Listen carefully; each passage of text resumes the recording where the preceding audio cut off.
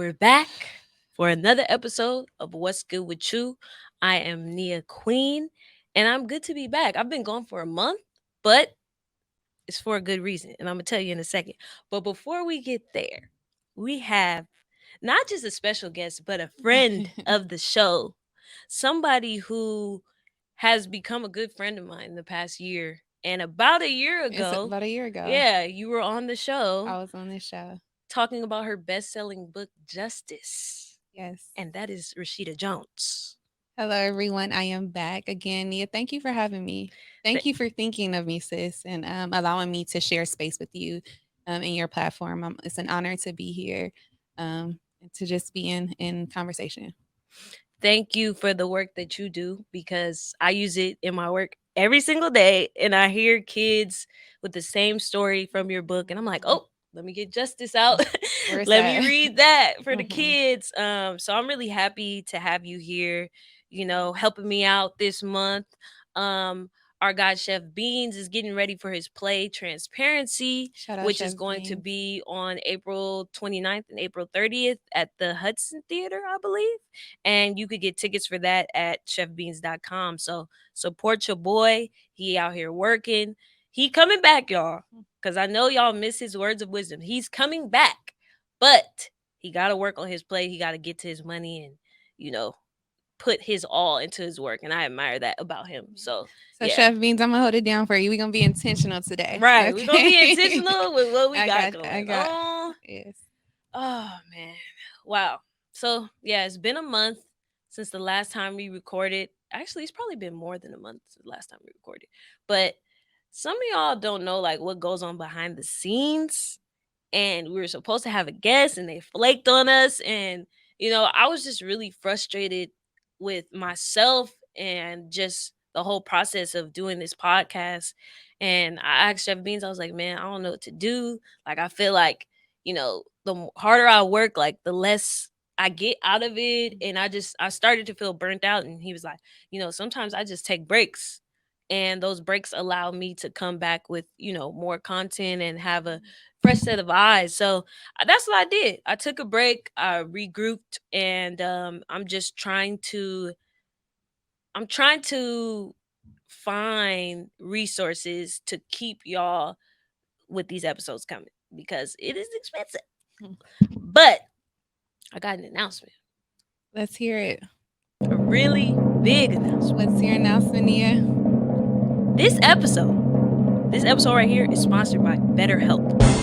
And if The you don't, therapy. yeah, The better help therapy. therapy. Yeah. Okay.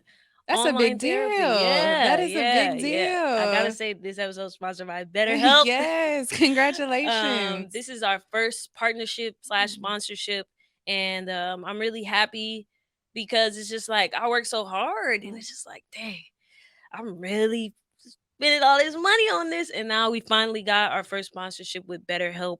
And if you guys don't know what BetterHelp is, it's an online platform where you could find therapists.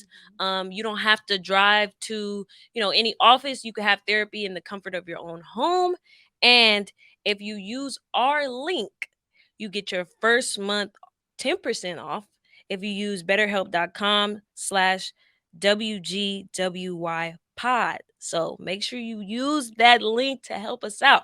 Um, I can't believe I'm saying that. Like this That's episode is amazing. sponsored by BetterHelp. That's amazing. That's a big Wow. deal. Like she mentioned, if you don't know that, that's a really important platform, especially to allow access to people in our community, the generation that's coming. And so for you to get sponsored, they see the work and they see the hard work that you're putting in. So good job, and Man, may the it's just sponsorships like I continue. was so excited when I found out about it, and it's just been hard to keep this under wraps because I'm just like, oh, I'm gonna tell everybody, but I got to do it the right way. I got to say it in the episode.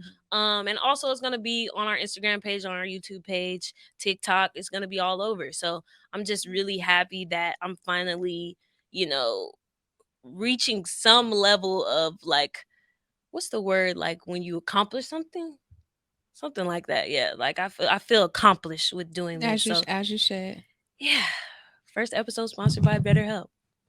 We out here. We Yes. out here. We out here. Okay, And it only okay. gets better. It's only gonna get It's better, only gonna get and I'm better. keep working hard. I'm not giving up on y'all because I And know you're gonna y'all need the rest too help. in between. Yes. Yes, please, Yes. Yes. please. I am going All to rest right. in between. I am going to rest in between. Yes. So, a lot has happened since the last time we were here.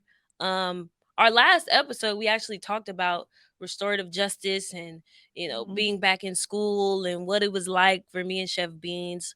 But actually, there was a strike a couple weeks ago with Mhm. LAUSD, and I think it was all LAUSD employees were behind that, not just the teachers, because of unfair wages or Mhm. um, not updated school sites, different things like that. And you actually were there for one of the marches, right? I was actually in solidarity all 3 days. Oh, okay.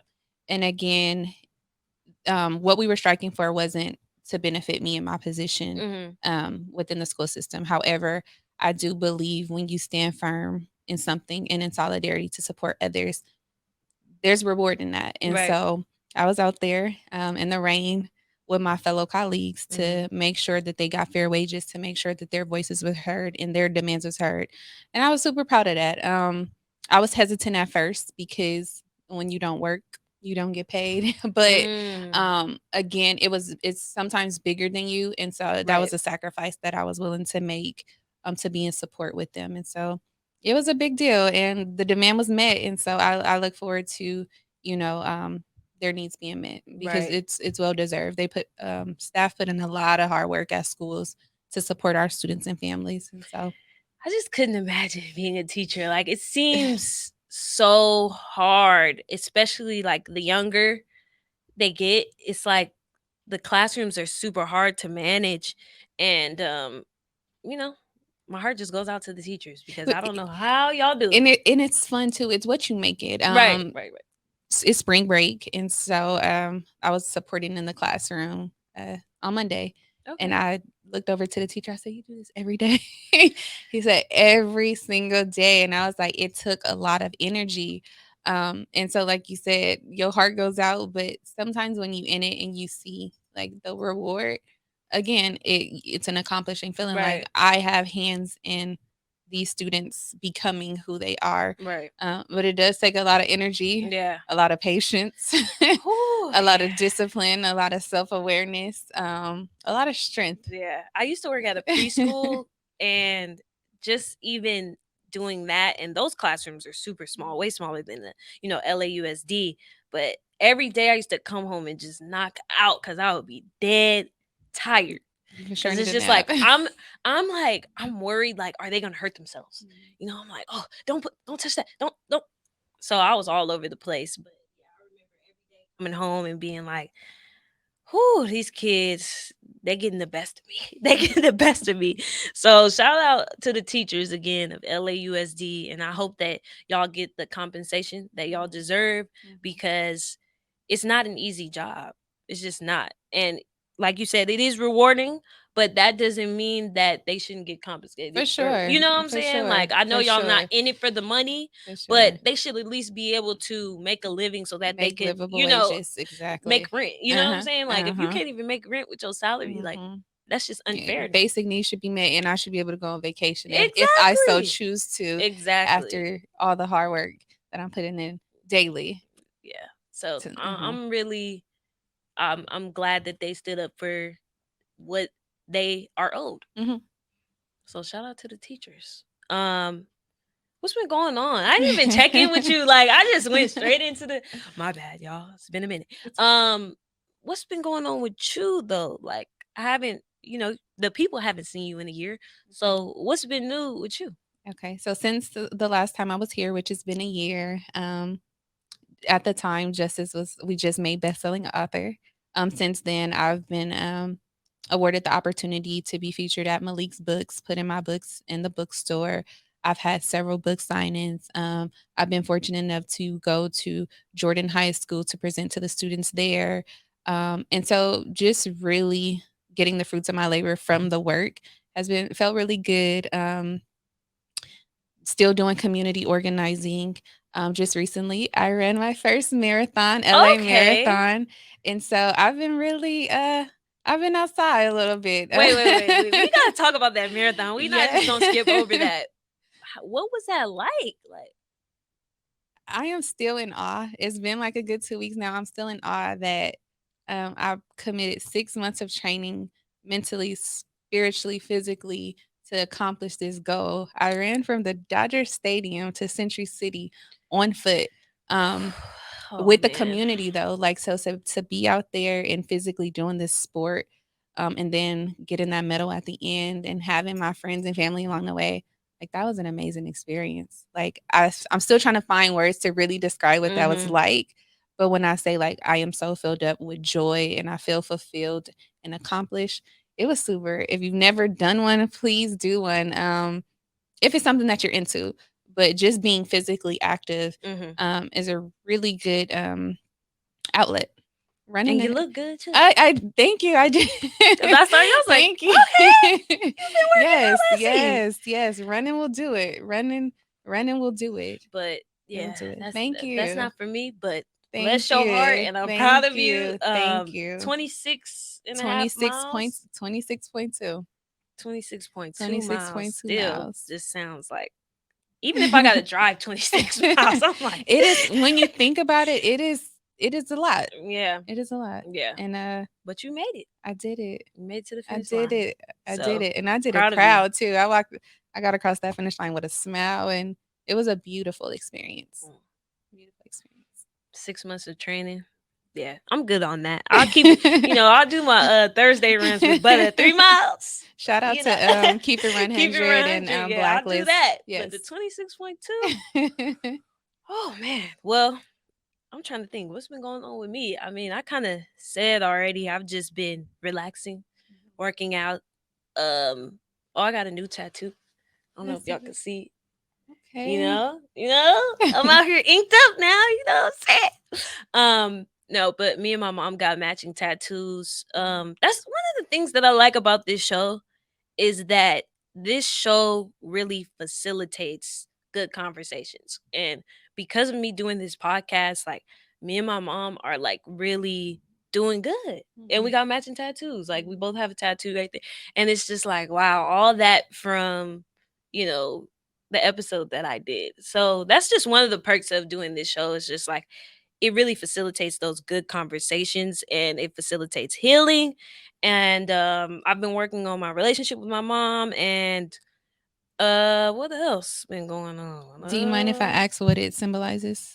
So yeah, it's a Daisy, and my grandma's name is Daisy, Okay. and so she's battling cancer right now. So we're just doing that, just to in solidarity to like kind of lift both of us up, Mm. honestly, because it is hard to see your loved one go through cancer. But we just want to be there for her. As long as she fighting, we gonna be fighting. Mhm. So this is like our uh homage to her. So Mhm. yeah, that's what it Yeah. means. And there's a saying I like to offer to you, when we fight, we win. So as long as you continue to fight, like she will win. Yeah. Yeah, thank you. Whew, Yes. don't get me Yes. start crying on You here. can breathe. Whew, Yes. yeah. Yes. Uh, you know, being a therapist sometimes is hard because you also have to go through life Mhm. and you're also trying to heal people at the same time. So it's a lot of things that go Mhm. into being a therapist. And that's what we're talking about today. We're Mm. talking about what we really feel on the other side. Because I know a lot of people are scared to go into therapy and if they're going to like their therapist. But hey, we're people too. And Mhm. we have thoughts too. And you're Mhm. going to find out today. So I'm not gonna bash none of my clients or nothing like that, but I'm just gonna talk about the different things that I had to go through internally to even be a good therapist. Mhm. But before I get into that, what made you want to be a therapist, Rashida? You know how they say like careers chose you? It was never on me Mm-hmm. to pick me being a therapist. Mm-hmm. My degree was in social work. I needed a job. A mentor was like, "This is a position that's open. Take it. Nothing else is here. Take it." Mm-hmm. And I took it just trusting, the process. And I've been a therapist ever since. And that was back in what 2015. Um, and I fell in love with it. I fell in love with the ability to connect to people and allowing people to trust me so much that they are being so vulnerable with me. And again, it's one of those feelings that you can't describe. Like there's something that transform when people can trust you with Right. their deepest, darkest secrets. And so to say what made me want to become one, it was something that I walked into and I just never walked away from. Mm, mm. That's interesting. I never heard it from that perspective. Like it just kind of showed up and then I It did showed it. up. I didn't Yeah. know I'd been in probation. I didn't been in social work in the family children's setting, and this was just an opportunity that I Mhm. took. And I was just like, oh, I like it here. That I can empower my community and teach them and psychoeducate them on their feelings Mm, and holding space and figuring out how we can navigate that. right. Yeah. I would say for me, I always knew that I wanted to work with kids. I didn't know that I wanted to be a therapist. But ever since, because I grew up in the church and I would always help out with the babies. I would teach Sunday school or I would just babysit. And this lady at my church was like, you should work with kids. Cause around the time when I was writing like my personal statement for to get into Mhm. college, I had to write about something I was passionate about. And it was just like helping kids. This always been an easy thing for me, a natural thing. And it probably wasn't until like later on, like my senior year of college, where I realized like, okay, I could do this with social work. Mhm. And I love those moments where you're working and you just click with your client naturally, or you help them naturally, like without even thinking back on, oh, what did I learn in that class? Or it's like you naturally just click with them or you naturally Mhm. help them. And then afterwards, like you feel super good. Like I wasn't even trying. I wasn't even trying. And that's what I knew. I was like, this is what I'm supposed to do. My first internship was at a school for special needs children. And the things that I would do with the kids, like it could be as simple as play therapy. I didn't know what play therapy Very was, but I was like, well, if I get them to play with this stuffed animal, they're going to start talking about their your feelings through feeling. the stuffed animal. Mhm. I didn't know, I didn't learn Mhm. that. It was It just just it came just natural. came naturally. And then Mhm. weeks later, we're learning about it in our class. And I'm like, I was already doing that. I was already doing this. This is what I'm supposed to do. I was already Yes. doing this before Yes. y'all gave me a Mhm. master's degree in Mm. social work. I was Mm. already doing this. So Mhm. it just always clicked. It always clicked. But would you say that this profession is what you expected it to be? Um I didn't really have any expectations because Okay. I didn't have any expectations of what Mm-hmm. it looked like. But once I was in it, I seen the power and the value in it. Um, and so the more that I learned and the more I didn't see representation, and when we talk about like Black therapists and therapists of color in our communities, I was like, okay, there is a gap here. Right. I want to fill this gap and I need people to know this information. I needed this information. Right. I needed to know what depression looked like and anxiety and what to do when it shows up in my life and what that looks like when trauma is occurring, what to do. And so once I developed that insight, I knew that I had to take it to my community because Mm-hmm. I knew that we weren't having conversation. I Right. I I was around those conversations and none of them looked like talking about mental health. So um if that answered Yeah, that if that answers it. answers It's the it's so question. interesting, like how aware I became of the lack of knowledge of If mental health once I got in the got mental health profession. Like before, it wasn't like I was thinking about it, yeah, but once you're yeah. in it, you're like, dang, nobody No, does really know this information, which is I had crazy no to clue. me. And it's just like I would say my expectations for coming into the field, I definitely thought it would be more formal. Okay. Like, you see on TV, like, oh, the therapist sits in the chair, you lay down and you tell the therapist what's going on, and they make these connections and they're writing their little notepad. And it's like, it don't even look like that for real, y'all. It don't look like that, especially when you're working with kids. Yeah. You Oh, for gotta be when you're working with kids, it's totally right. different. You gotta be The super dynamics creative. change. No, Yeah. for Cause sure. if you just sit there and talk to them, they gonna wanna play. They gonna, oh, miss, can we leave? Like, I'm tired. I wanna go outside. You have to entertain these kids in order to even have Build a that therapy therapeutic. session. So, yeah, it definitely looked a lot different than what I Mhm. expected. And I just thought I thought it would be a breeze too. But I'll tell you, my first thing that I ran into is parents. Okay. Okay. That was, So I wasn't expecting that. I guess it's different because now I'm in school Hmm. and it looks totally different. But prior to school, therapy did look very on the couch and paper and pen for me Hmm. when I was in Atlanta doing therapy work there or when I was at another agency. So I guess it really just depends where you are. But to your point for school, it's it's not your average sit on the couch and Man. it's very different. And then trying to even get a parent to Engaged. acknowledge that there's something wrong with their child. Oh, you would have thought I cussed at him. You would have thought that I cussed at him. They're like, no, ain't nothing wrong with my son. Like he just going through his little phase and da da da.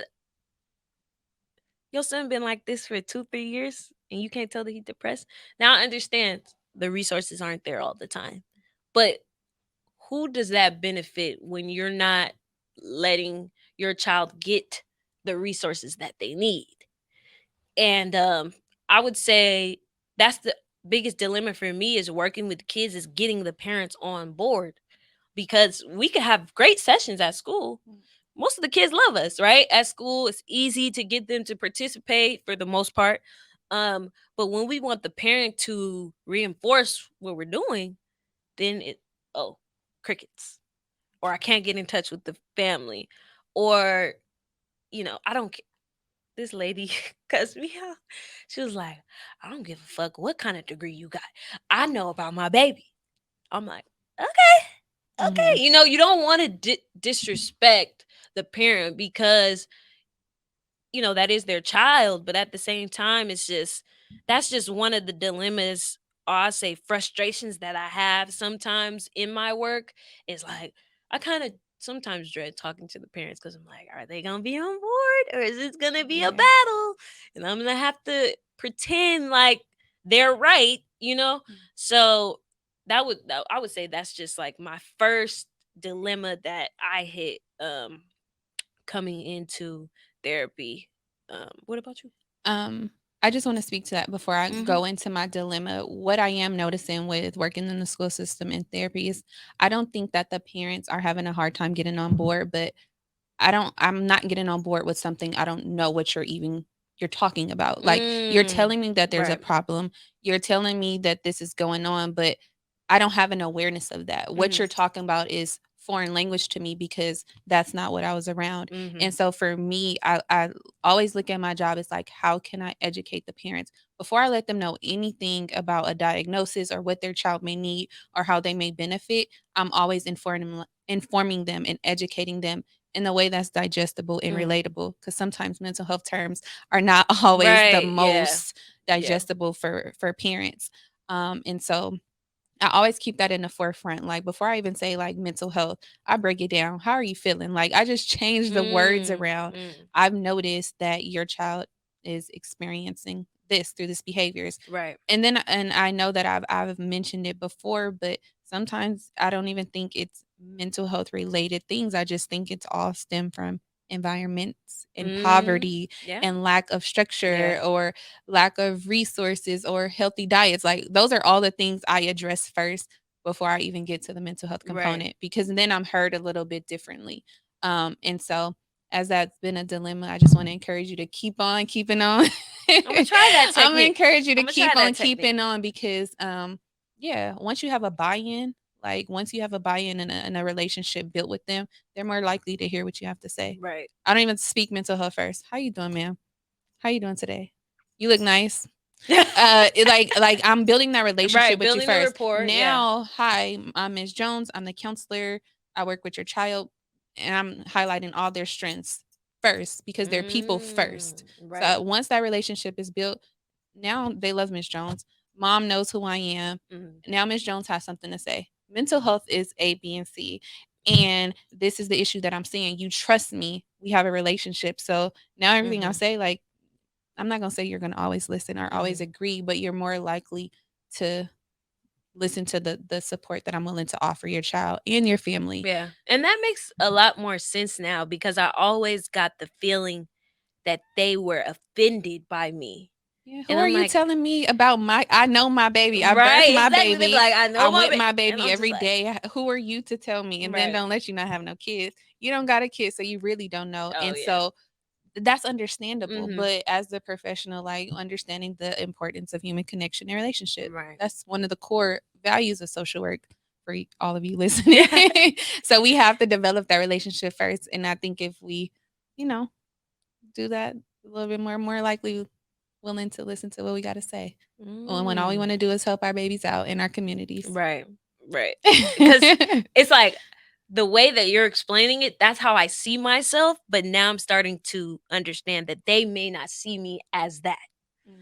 And so I get, yeah, I get what you're saying. But I'm gonna try that approach. I'm gonna try Yeah. to, you know, build a little bit more rapport before I just say, "Oh, well, your son is requesting therapy." Well, therapy, you know, Yeah. like soon as you throw that word out, like you said, like they don't understand what that means. They don't want that label on their Mhm. child. Mhm. So yeah, I definitely understand that, and guess I need to take some notes. I need to take some That's notes. what we're here for, to Right? exchange, Exactly. exchange, Exactly. so we all can grow. Yeah. But you didn't Yeah. tell me your The dilemma. dilemma. Okay. What is my dilemma, or what has been my dilemma? Mhm. I think for me in the school setting, the dilemma has been, because therapy on the outside is different. I know that you're coming here willingly, or your parent is bringing you willingly to get the support Right. to address whatever the concern may be, right? But in the school setting, the dilemma has been, I am this mental health advocate therapist on campus who's holding space for children who are dealing with real life issues, Right. trauma, parents, abuse, identity issues, depression, suicide, all of these things that falls underneath mental health. However, I am an educator at heart too. And so I see the disconnect with students and teachers. I see Mhm. the lack of understanding, comprehension, not wanting to read, cannot write. Um, and so I'm like, I want to address this component, but then I also want to, this is a need to address as a mental health therapist. And so I'm always conflicted. And then the natural, like, love, natural caregiver in me is like feeling like I'm a parent on campus. And so I'm Mm. dealing with all of these things that I'm only one person with 8 hours a day, 5 days a week.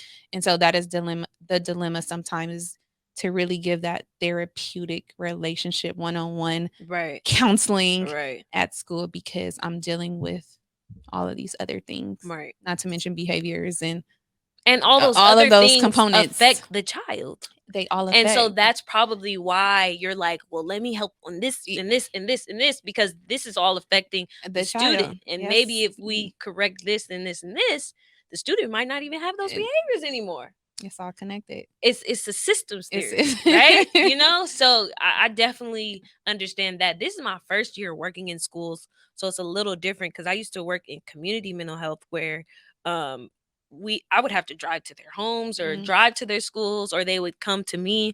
So it was like once I was done, like I'm done, yeah. but Yeah. now it's like, oh, this is your kid. Oh, your kid got into a fight. I'm like, ah, dang, okay. Like, let me go over there and talk to. Now the kid don't want to talk to you. It's like you're there with them all day. Mm, So yeah, it's different. It's different, and you see the different things that go on in a school that contributes to where that child is mentally. Like mhm. I look at some of the things that these kids are going through. I'm like, I'd probably be doing the same thing. Honestly, I'd probably be doing the same thing. So it's hard for me to sit there and tell this kid, "Oh, don't do this." I can't tell them that. Like, one, that's not my job. I'm not a Yeah. disciplinarian. This. But Uh two, huh. it's like I'm an empath at the end Mhm. of the day. So if this kid was being bullied and then one day they hit they bully, you know what I'm saying? I And, could teach them other ways to handle their mhm. anger, but I'm not gonna Mhm. be there and be like, you were wrong. Yeah. I'm not gonna Yeah. do that Yeah. because Yeah. I probably would have did the Yeah. same thing. So Yeah. And I yeah. like that transparency and honesty, because what would you do? Right, What exactly. would you do? At some point, people have their limits, and so let's not act like the student. Right. I'll stop there. But But but no, I just get what being you're saying because honest when you work about in a it. school system, I feel like sometimes they forget what it's like to be a Mhm. kid. I'm like, Or just a human being, in right, terms of like exactly. Like you you're an expect. adult now, so now you can't just hit people when they make fun of you. But when you were 11, what were you doing? Like Come on, Yeah. let's Yeah. be real with each other on that. But let me not go in Yes. on it.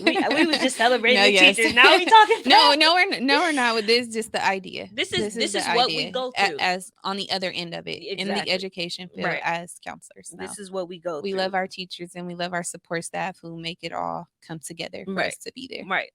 And another part of being a therapist is that we have to take our personal beliefs and our judgments and we have to put them aside to do our job in the best way. So I'll just be transparent. Um, First coming into therapy, uh, or just going into grad school, I was raised in a Christian home, right? My dad's very strict growing up. We couldn't watch certain things.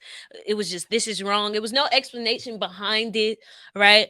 And I would say it kind of limited me um when I came to grad school because at that time and I lived in Richmond, Virginia. And Richmond is more of a progressive place, right? That was my first time learning about pronouns and Okay. transgender and different things like that. Like I kind of knew about it before, but I was really thrown into it at this time. And you know, I got into some arguments in classes, but what I learned is that it doesn't matter what that person identifies as or whatever, your job is to help them. Mhm. They're coming to you for help. So you have to put your personal judgment and your personal beliefs aside so that you can show up for that person because like they don't really care about what we got going on. Honestly, they're just coming to us like, I'm depressed, can you help me? I don't want to have these thoughts anymore, can you help me? So if you come in with a preconceived notion of, oh, these people are this or this group of people is this, you're not going to be doing the best that you The work. can at your Mhm. job. You have to put aside those personal beliefs.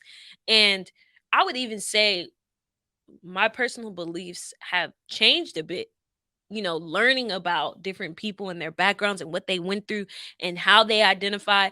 I just feel like it's not my position to judge. Mhm. It's just not my position to judge. Before, I wasn't like that. I'll admit I wasn't like that before. But now it's like, who am I? You know what I'm saying? Mhm. Who am I to judge these people? And I really just want to help them at the end of the day. Um, for you, would you say that you deal with that at all? Or maybe it's just me. I'm just talking about my experience, but just putting your personal feelings about a patient or about a client aside so that you can do your job.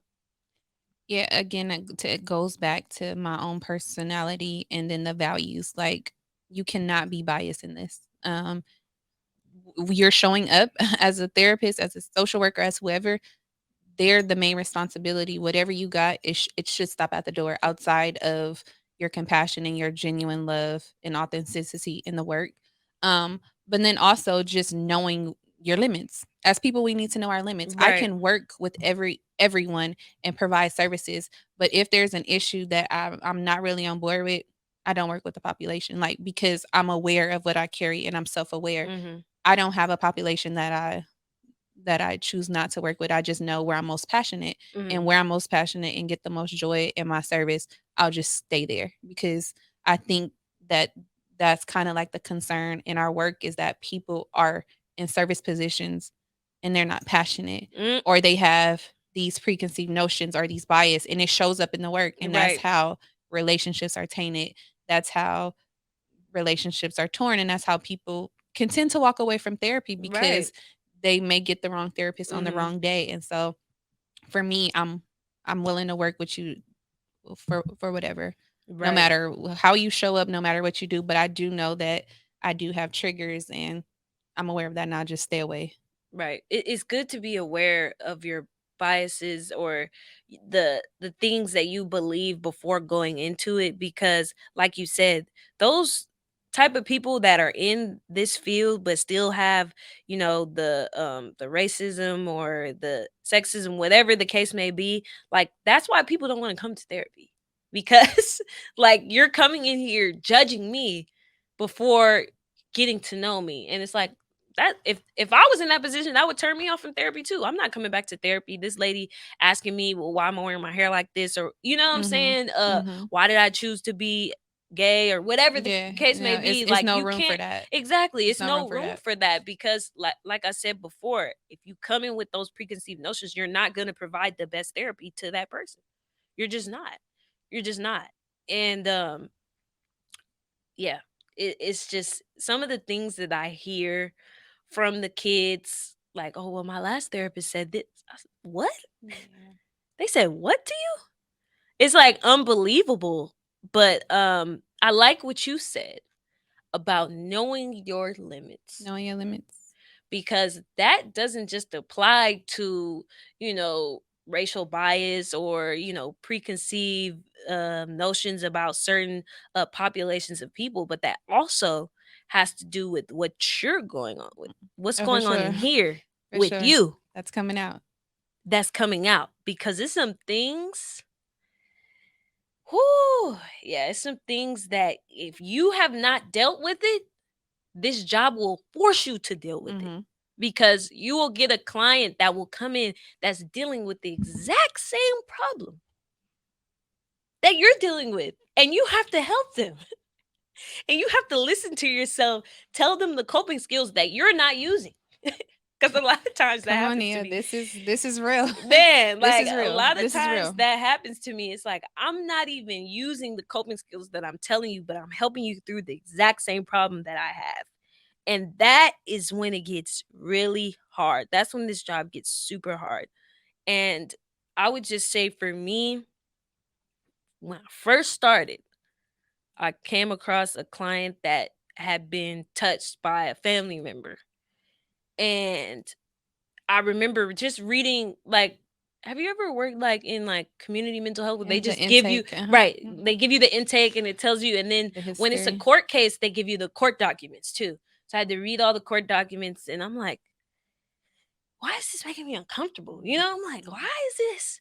Mhm. It was just like, I don't want to take this case. Mhm. Like, I just remember that coming up in my head, but I didn't know why. But it was just like, it just reminded me of something that happened to me as a child Mhm. that I never dealt with. And sometimes we can suppress stuff for so long that we forget. Because I honestly forgot that it even happened to me. Mhm. But seeing and reading those court documents, it's like, oh, man, I don't Mhm. I don't think I could do this, That was the sign for me that was like, I need to go get therapy, Yeah. because how am I going to help this girl if I'm still dealing with it? I can't tell her how to do it. I ain't even dealt with it, you know? So that was like the first time where it was like it just came out of nowhere. It was, when you have like a deep memory that you just don't acknowledge, and then it just comes up. And yeah, that was the first time for me. It was like, you have to go get therapy, because you're gonna come across some things that you haven't dealt with. And if you don't deal with it, you're not gonna be a good therapist, honestly. Mhm. You're not. Because you're gonna tell the kid to stop talking when, why are you telling the kid to stop crying? Mhm. Why you tell the kid to stop talking? Like, this is their time. You can't stop them just because you are about to cry. You know what I'm saying? You Mhm. can't. So that was probably the first time for me, like, where I had to know my limit, and I told my boss, I said, I can't take this. I can't take this case right now. Yeah. I said, not I'm not saying that I'll never take a case like this, but right now it's just, this is not something that I could take. And the crazy thing is I ended up taking the Yeah. case because that's how it works in, like, Yeah. when you have LA Sometimes. County, like, Yeah. it's like, well, we need somebody. We don't have any other cases for you, so you got to take this case. I ended up taking it like 2 months later, but along with the help of my therapist, like, I was able to really help that girl in that situation. But for you, would you say that there's any case like that maybe you had to, I mean, you don't have to go into detail, but like, you had to like check yourself and know, like, this is not gonna, this is my limit right here. Yes. However, I just want to acknowledge you and your vulnerable moment. I know that we're conducting a podcast, but Right. thank you for sharing because you don't, somebody may have needed that moment. And so thank you for sharing. Um, And then the fact that you expressed that you couldn't, like, you were very self-aware that you needed that, um, was good, and I think that as therapists, we need to know that. I know there's tons of cases and tons of people who needs to be met, but your need comes first in that. So I'm glad that you was able to ask for that request, and then eventually get back to it when you're ready. Right. And Right. so that's what some of the things we deal with as therapists. Sometimes we don't have the willpower to say no, but you did, and so exercising that. So I just wanted to acknowledge You that. always acknowledge I me. have to You just because we make are me real feel so special. because this is real Yeah. life, and Yeah, who it else gonna is. acknowledge it? It is. Like, I see Yeah. you outside of just being a therapist, like you mentioned, like, we're developing a friendship, so I have to own those real raw moments, whether we're on camera or not. So, Right. Right. um, but I did have a moment, like, I was probably 3 years into therapy, as a therapist, and I had a really good clinical supervisor. For you all who don't know, if you are not a clinical licensed social worker, you have to have a supervisor who kind of supervises your hours. You get to Mhm. talk and process cases. And so I just wanted everything to be so right. And I used to have my notes done. And I just used to always look up different interventions and how to relate to my clients. If you don't know, some of these interventions are not culturally responsive Not at all. to who we deal with, We the gotta tweak. populations we serve, Right. but that's neither here or there. And so I always showed up in my sessions like wanting to provide the best. And I'll never forget, this was like, so just a background story. Like, I love Nipsey Hussle. Not only as an artist, but just like the man. And I always say this in my interviews because he kind of helped shape a lot of like my worth ethic and like finding purpose and etc. So I always acknowledge that, right? And so I remember going to work and it was like I took his death very hard. Um, I've experienced a lot of trauma and deaths just being from LA. And so when he died, I was like, I've had family members die and it was always traumatic. And so I was like, Nipsey is the one person that like he made it out the hood. He gave the Mm. hood purpose. And so when his life was taken, it hit deep. And I was so sad. I was so sad, but I still had to show up to work. Mm. And so I came to work and then my heart is broken, but I came to work and in my session, I'm like, happy Tuesday. Like, this is me showing up as Miss Rasheeda. I'm like, happy Tuesday. How are you? Because that's my energy. And then my client goes, Miss Rasheeda, ain't nothing happy about Tuesday. They killed Nip. And when I say, like, I just started crying, Mm. like tears instantly, like I immediately started crying. And if you're a therapist, you know, like that is like a big no no. And Yeah. so I instantly snapped up. I snapped out and I was like, oh my God. I just like started to panic and I'm like, can I have some tissue? Mhm. And then I got the tissue and she was like, you're human, like you cry. And I was just like, but no, that's so unprofessional.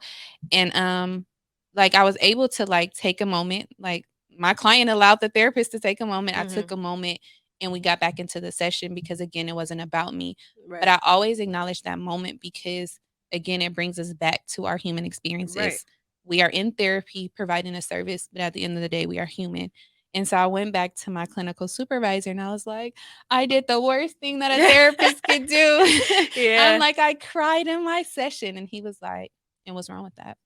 What you did was powerful. Like, you allow your client to see that you are a human being with real life experiences, that Mhm. we're not robots, and that we also have stuff going on. And Right. so it was a moment for the both of us. And then he like affirmed me and reassured me that I was still doing a good job. And then I took my days off because, like I said, my heart was broken Right. to really just like gather.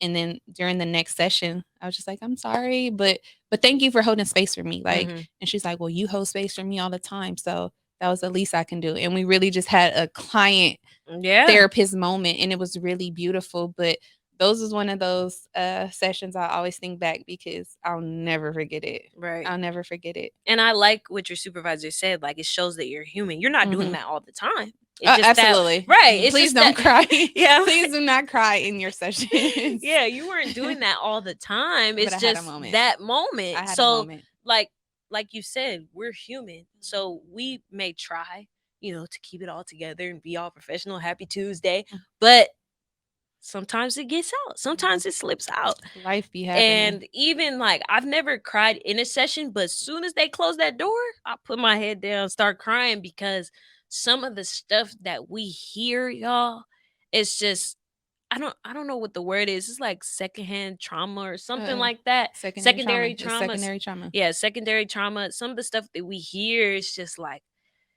you can't even believe that this is happening to kids. Mhm. To So people, to people, to yeah, to people, to people, to people, people, yeah, but especially kids. yeah, especially It hits kids, different when you see it happening to vulnerable people like right? kids. Who can't really help themselves. You know what I'm saying? Because they don't have the money to just leave their parents. You know what I'm saying? They can't just let me pack my bags and get about it. They can't do They that. They can't do that. have to stay. So yeah, it sometimes we do hurt Mhm. as therapists. We Mhm. do hurt. And whether it's something like what you said or something that happened in our past that comes up, Mhm. we're human at the end of the Mhm. day. So sometimes we do cry because of something that was said in the session or cry right after. Mhm. Um, but I think overall, what this tells me is that as a therapist, you have to be self aware. For sure. There's a different level of self-awareness that Mhm. you have Mhm. because you know that if something is not right in here, you can't even go into that office and do your job. Like whenever I like mentally know that I'm not there, it's like I don't even call any kids in that day. Yeah. Let me just type up paperwork And I commend that. because I yeah, commend. like you can't They don't deserve half Nia. Like exactly. They don't deserve they it. yeah. They don't deserve it. So you have to be aware of whether that's things stressing you out, whether you're burnt out, whether something Mhm. is triggering. You have to be aware of what's going on. So, like, even in Rasheeda's story, even though she started crying, she apologized immediately. Like, you Yeah. acknowledge, like, Yeah. you know what I'm Yeah. saying? You were aware that You have to be exactly. You you didn't have just start crying on the kid and snotting on the kid. You were like, oh, I'm sorry. Like that's self awareness. yes. So all the things that we even talked about today, it all goes back to To self being awareness. self-aware. Whether that's how you come off to the parents, Mhm. whether that's if you don't agree with what your client did, like you have to be self aware and check yourself and be like, you know what, leave that at the door. Leave it at the door. I'm gonna leave that at the door. So If you want us to sustain in this profession, and our goal, what, and if I can speak for us, or but if I could speak for people in this profession, like we want to leave people better than when we found them. right, Like that's the goal. right, And especially for our black community who already we already be having trust issues. Like we already are hesitant with giving our yeah. truths and living in our truths and holding space for each other. So it is on us to make sure that we're self-aware, providing the best services so we can get more people in Right. to be open to getting the help that they need, or they want, because Right. so Right. With that being said, that was a good topic. I was thinking about that topic because I'm like, y'all don't really know what goes on behind the scenes. Y'all think we just go home and just forget about yeah, y'all. No. no, and encouraging what therapy for, highly encourage therapy for anybody who's a Right. therapist. Your clinical supervision, therapy, doing your own coping skills, like all of that is going to support you, your professional development in this career. We don't want this profession to be watered down and talked about. Like we Right. want it to be uplifted Right. and empowering people. And in order Right. to do that, we Because it have is to. right. It is possible to love what you do and be successful in what you Mhm. do, but you also have to put in the work on the back end. Mhm. Like you said, going to your supervisor, going to therapy, taking care of your body. You have to be intentional about those things so Intentional. that you can have a long career. Because there Yes. are people that work, 10 years or 5 years and they're like, I don't want to do this anymore. Like, this is just too much. Because, yeah, if you don't check yourself, if you're not aware of what's going on in here, you will quit. You will quit. Like, but you have to be aware Yes. and you have to go to do the therapy. You have to do the work on yourself. And hopefully you have that passion like me and Rashida. Yes. So you can keep going. But with all that being said, I'm glad that I know my purpose Mhm. because I wouldn't do any other job. Like honestly, like I Mhm. will never quit doing therapy, even if I become a podcaster, even if I'm never gonna stop doing therapy. Like I'm never going to stop that because I feel like that is my purpose, and I'm just forever grateful because a lot of people don't know their purpose and what they're supposed to do. And I feel like even with you, like I feel like you have a purpose, and you everything you do aligns with that purpose. So it's just beautiful to see everything that you've been doing, because it's like when you know somebody has a purpose, like you know that they really care about the work that they put out. You know what I'm saying? They really Mhm. care. And so yeah, that's how I feel too. And oh man, that was a deep episode. We got deep. Oh man. Oh man. I already know I'm gonna get some calls about this episode, but why don't you tell everybody what you got going on in the upcoming weeks, and where can they find you on social media? Yes. So before I shout myself out, I just want to shout out all of the students that I serve. Like again, it's an honor that they trust me, and I don't take that lightly.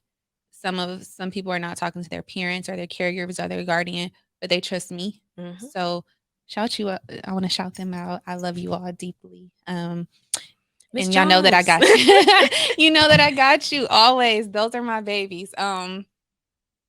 What am I giving? Oh, what am I doing in the next coming weeks? Yeah, Right now, I'm just in solitude. Again, it was a lot of energy to for the go from marathon. book Oh. to training to Hmm. marathon. Like I feel like I just been going, and so right now I'm in a state in a spirit of solitude. Okay.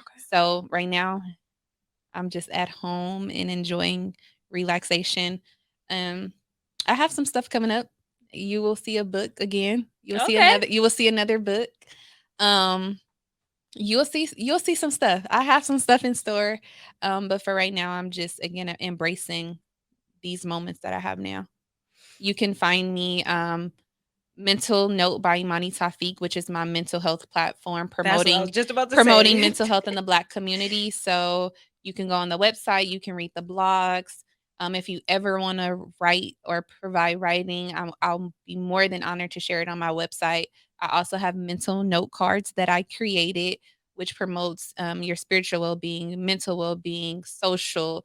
Um, it has music cards. It's a great product. Again, thank you, Nia, for supporting it. I make all Um, my kids pick a card and say the affirmation yeah. aloud. Thank you. If you want to find Justice is on topicspublishing.com. It is at Topics Publishing on Instagram, or you can just type in Justice by Rasheeda Jones. Again, if you want to see me at your school, your organization, if you want to have your book or the book, me talk about the book, whatever, reach out to me. I'm very open in whatever way. Thank you, Rashida. Yes. So what's good with you? Yes, this is our first episode sponsored by BetterHelp. Don't forget to use our code, excuse me, our URL, betterhelp.com/WGWY pod. Because if you use our code, you get 10% off your first month of therapy. Other than that, we do have merch. We have merch available on what'sgoodwithyoupod.com, where you can get your hoodies, you can get your shirts, support black businesses, Yes. okay? Cuz we out here working and we just want to see what's good with y'all. Okay?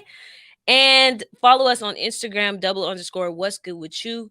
And don't forget to subscribe to our YouTube page, What's Good With You. And this has been another episode. Thank you for tuning Thank you in. so much for having me, Nia.